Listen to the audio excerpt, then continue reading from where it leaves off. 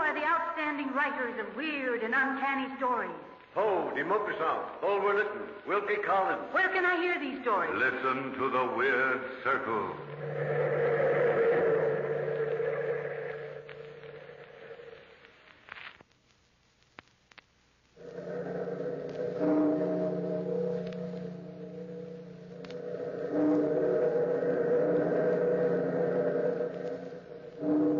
Out of the past, phantoms of a world gone by speak again the immortal tale, The Heart of Ethan Brand.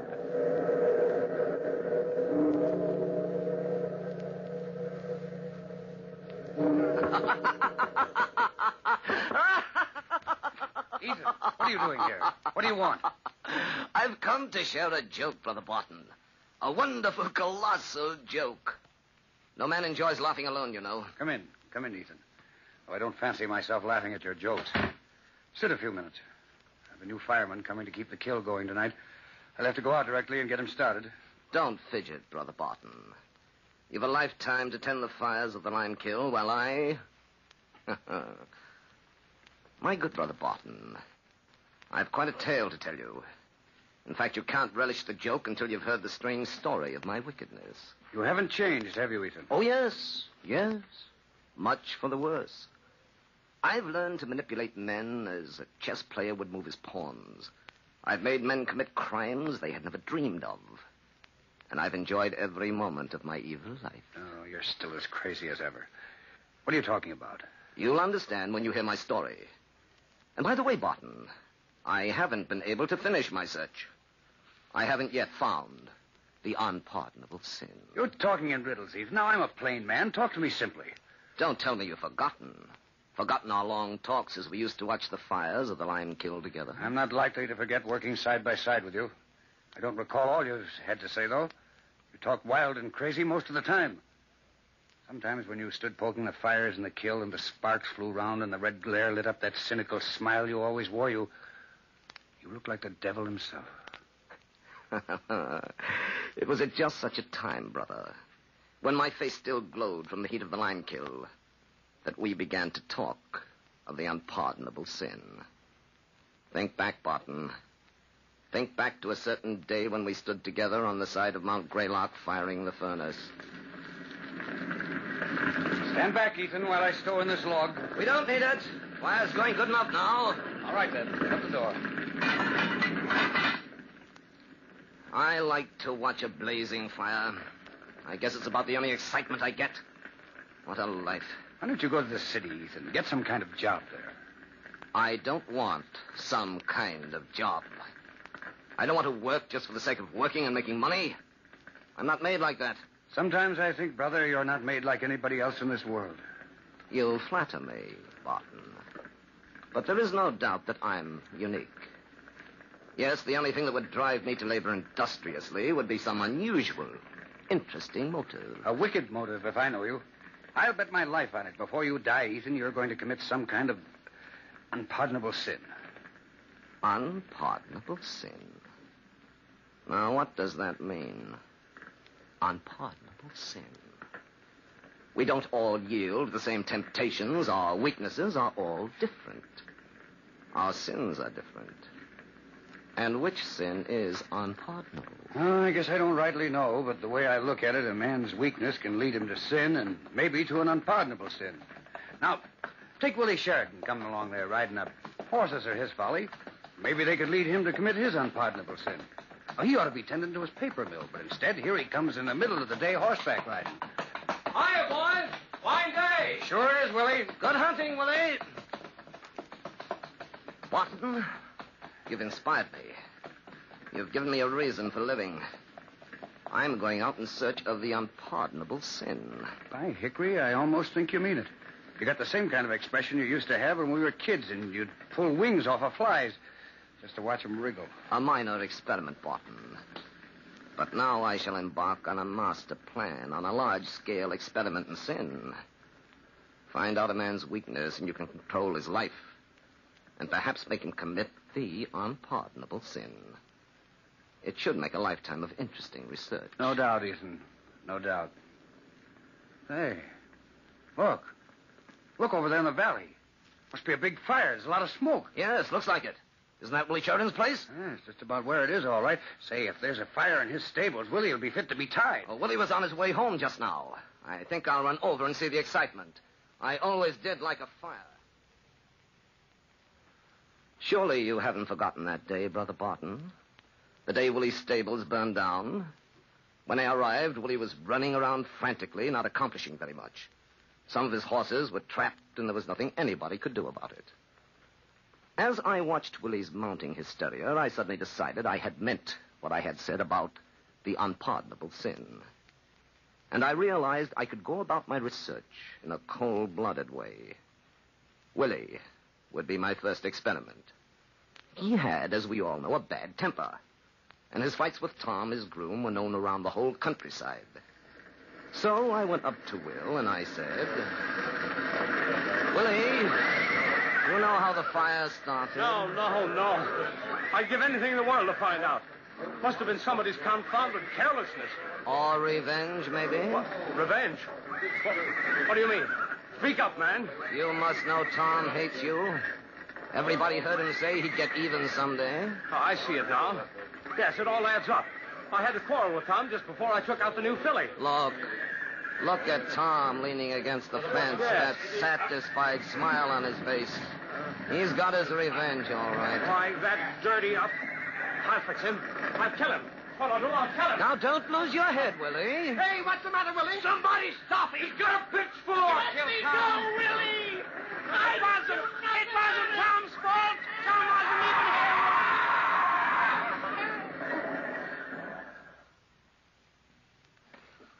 Too bad, wasn't it, Barton, that Willie had such a bad temper and loved his horses so much. Those weaknesses led him to murder. As I stood looking at Tom's body, I wondered, was murder the unpardonable sin? But I knew that though the law would punish him, most people would find it in their hearts to forgive Willie. I would have to look further for that unpardonable sin. As I walked away from the fire and the crime and past the burning stables, I suddenly felt that I was two persons. Oh, not good and bad, as the moralists believe. But I felt I was two bad persons in one body. I know it sounds fantastic to your matter-of-fact mind, but to me it was clear. One of my selves was inexperienced in evil. But I knew I had an older self, a second soul as aged as the world, and great in the knowledge of men and wickedness. And as I walked down the road in the evening shadows, my second soul spoke to me. Ethan Brand, you're a rare bird. You're cold, calculating, completely without heart. We ought to go far. And if you listen to me, I'll set you on top of the world. That might be interesting. How do we begin? First, you must have money. Not too much to start with. It would look suspicious. Ethan, your old friend Esther will help you. Esther? Esther's only a clerk in a bank. That's what I was thinking. Remember, Ethan, find a person's weakness, and you can control his life. Ethan, you are Esther's weakness. Go to Esther and say... I'm not going to see you anymore, Esther. I want to give you a chance to forget me. Oh, Ethan, I can never do that. Goodness knows I wish I could, but I just can't get you out of my mind and my heart. I guess I've never really explained myself. You see, I'm not the type to be satisfied with a little cottage with a white fence all around and a clothesline in the backyard. I want the best, and I want my wife to have the best. If I had a future and money, I'd ask you to marry me tomorrow, Esther. Ethan, you've never said that before. You've never mentioned marriage. I've never had the right. Oh, Ethan. And now, ironically, the chance of a lifetime has come to me. I have an opportunity to buy a share in a good business. All I need is small capital. But, of course, I can't even think about it. Well, there must be some way to get the money. How much do you need, Ethan? $10,000. Of course, I'd only need it for a short time. Once I had an interest in the business, I could borrow money and pay back the $10,000 in a few months. Yes, of course you could. Ethan, let me help. You know, Mother left me quite a little income. No, I didn't know that. But you don't think I'd take money from you? From a woman? I'm not any woman. I'm the woman you're going to marry. Please, Ethan, please let me help you. All right, Esther. But I wouldn't take help from any other woman in the world. You see, brother, how easy it was to get people to do what you want. It was like playing a fascinating, mischievous game. That night, as I walked home from Esther's in the moonlight, my second self spoke again. You handled that nicely, Ethan. Esther will have that money just when you need it. It'll just take a little time to arrange matters. And what do I do now? Ethan, call on Willie's poor, bewildered, beautiful sister, Grace Sheridan. Offer your sympathy over the recent tragedy. Grace can be a big help to us, Ethan. Yes. Yes, that's a brilliant suggestion. I'll see that my talk with Grace Sheridan is highly satisfactory, and that the results are according to plan. Awfully nice of you to come and see me, Ethan. I'm just so confused. Willie was so crazy about the horses, he neglected the mill, I'm afraid. Tell you the truth, I'm going to be lucky if I don't have to go into bankruptcy. Grace, let me help you. What? I'd like to put some money into the mill, manage it for you. Oh. You see, paper interests me. Paper's used for 1,000 purposes. It's used all over the world. I'd turn your paper mill into a big business. Well, you sound like a miracle, Ethan. Do you really mean this? With all my heart.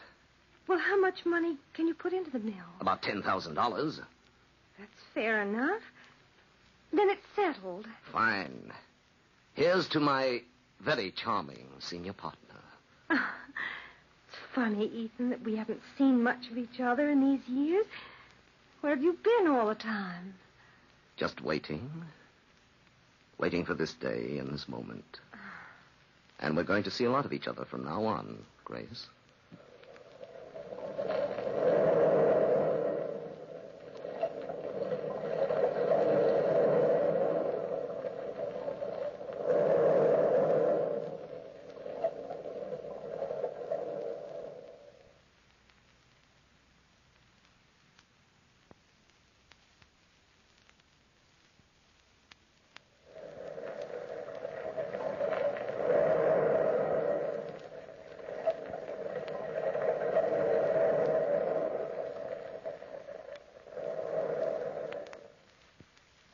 Everything happened, Barton, just as I had planned. Esther brought me the $10,000. I bought the interest in the mill. And soon the long-neglected business was going along far better than we had dreamed. I became a leading citizen. Then one night, as I was turning out the light to go to bed, I heard the voice of my second self. Ethan, it's time you made some political connections. For you and I are going farther than this small town and this state. Yes, I've been thinking about that. Your man, of course, is Jake Sampson. You must make him indebted to you. You've heard the gossip about Sampson, haven't you, Ethan? Yes, everybody talks about it. Jake's a big man. The political boss in this state, and he could go far if it weren't for a woman. The woman he can't get rid of. Jake will be at the Chateau, the gambling casino outside town tomorrow night.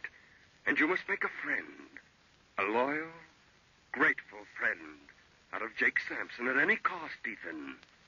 At any cost. What better place, Barton, to study men than at the tables of chance? Perhaps there, I thought, I would find the unpardonable sin. So, the next night I went over to the Chateau, and I finally found Jake Sampson brooding over a glass of brandy.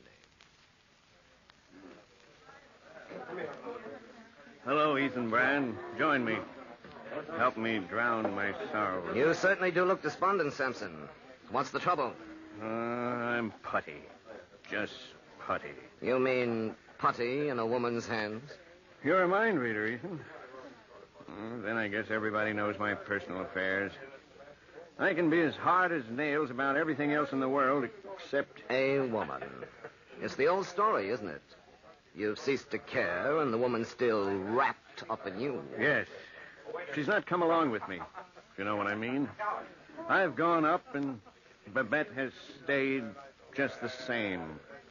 I tried to explain it to her again tonight, but it's no use. I'm a man doomed to the woman he doesn't want. You ought to let me take over. I use direct, hard methods. She's right over there, Ethan. That little blonde in a red dress at the roulette table. I see her. Well, Sampson, maybe I can do you a favor. I'd never forget it, Ethan Brand. I'll never forget it.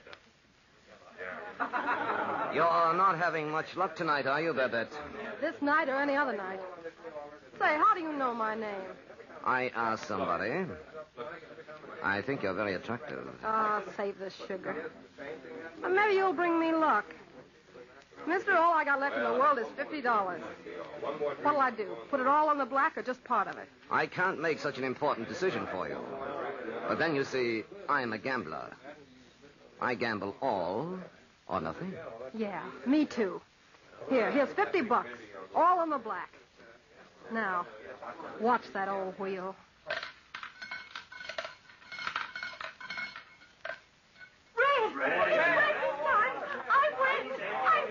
And I've lost everything.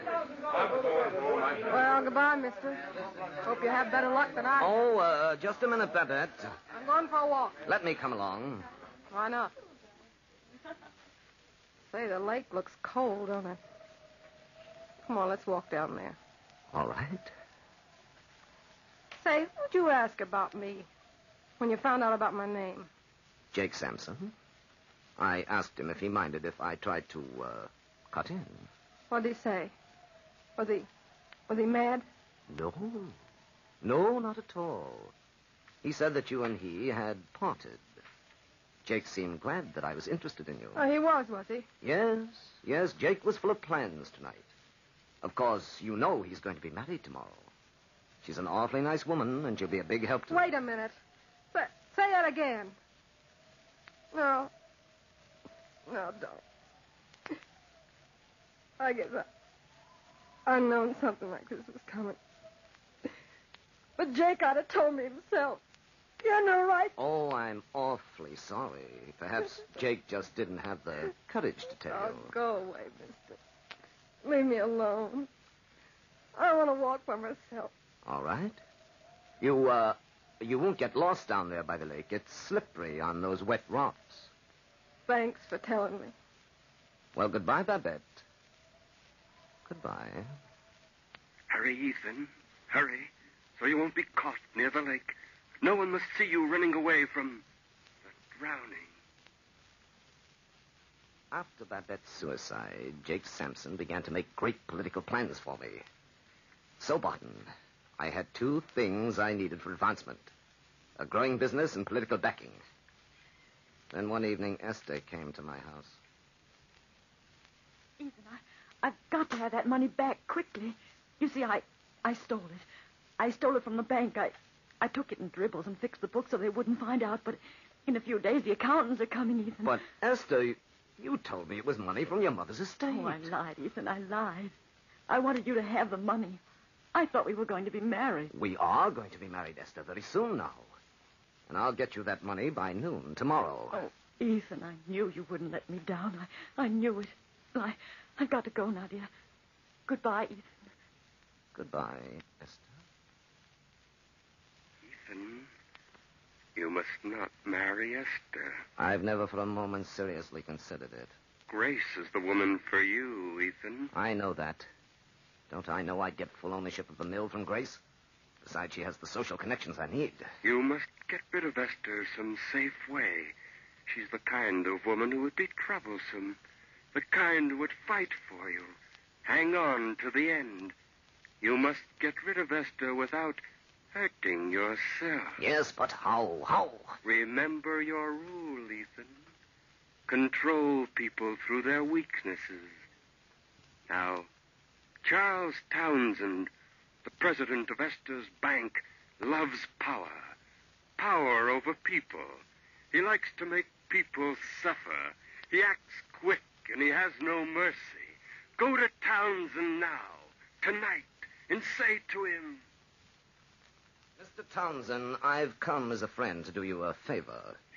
But in return, I'll expect one from you. Well, it depends upon what it is, Mr. Brand. You must keep the source of the information I'll give you a secret. My name must be out of it. That's a reasonable request. But should you just happen to forget, and just, of course, by accident, mention my name, I'm afraid I'd be forced to take my banking business elsewhere. Why, really, Mr. Brand? Now, what do you take me for? Now, what's on your mind? I just thought you might like to know one of your clerks has stolen $10,000. What? Who? Which one is it? Esther. I'd advise you to get to the bank early in the morning, Mr. Townsend, and check the books. Check the books early. Well, Brother Barton, that brings us up to date. I should be sitting very pretty indeed. Esther is out of my way in the state penitentiary. I'm engaged to Grace Sheridan. I shall be owner of a prosperous mill. And Jake Sampson has great political plans for me. Yes, Barton. I'm on my way to that coveted place on top of the world. You're mad, Ethan. Stark mad. You and your second self. Get out of my house. But wait, brother. You haven't heard the end. You haven't shared my joke. I'm on my way to the top. But I'm never going to get there. I came here from Dr. Myers. I haven't been feeling very well lately. I made him tell me the truth. I've but a few months to live. I'll never realize any of the glory ahead for me. Isn't it a joke, brother? A colossal joke. What are you made of, Ethan? You don't even care about yourself, do you? Doesn't seem to mean anything that you're going to die. Not a thing. I don't know why I haven't any feeling, any emotion, Barton. But there it is. I haven't. Well, I've had quite a career, haven't I, brother? And to think it all started over a search. A search for the unpardonable sin. Which I never did find. Ethan, you caused a girl to steal, drove a woman to suicide, and egged down a man to murder. You found the unpardonable sin, Ethan. You've committed it by deliberately leading people into temptation. The unpardonable sin, Ethan, is in your own breast.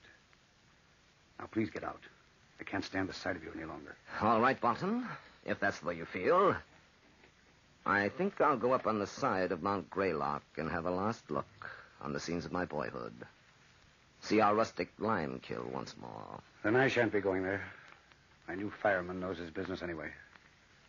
I don't want to see you again, Ethan. But perhaps, brother, perhaps you shall. It didn't turn out, Ethan, as we planned, did it? No. But I've decided what I must do. Yes. Yes, it's the best way. Come. Come ahead. Joe. Joe, wake up. You're a fine fireman asleep on the job. Wake up. Oh, 'tis a bad head I have. Your brother Ethan, he socked me in the jaw, he did. Ah, the blasted fool. Your brother wanted to stir the fires in the kiln, but I wouldn't let him. The fires was just right. I didn't want no interference. So he socked me, he did. I guess I've been out for some time. And look at that. The idiot left the furnace door open. Now wait till the fires are out. Joe. Joe. What's the matter now? Come here.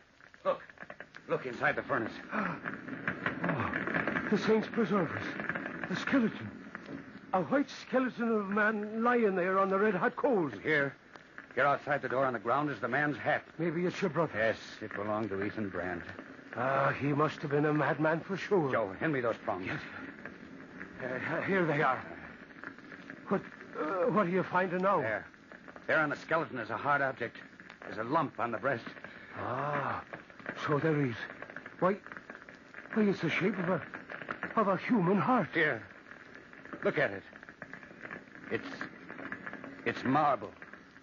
It's a marble heart.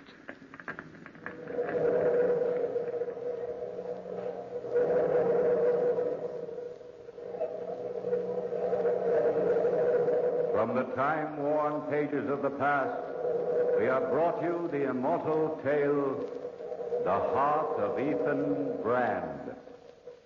Bellkeeper, toll the bell.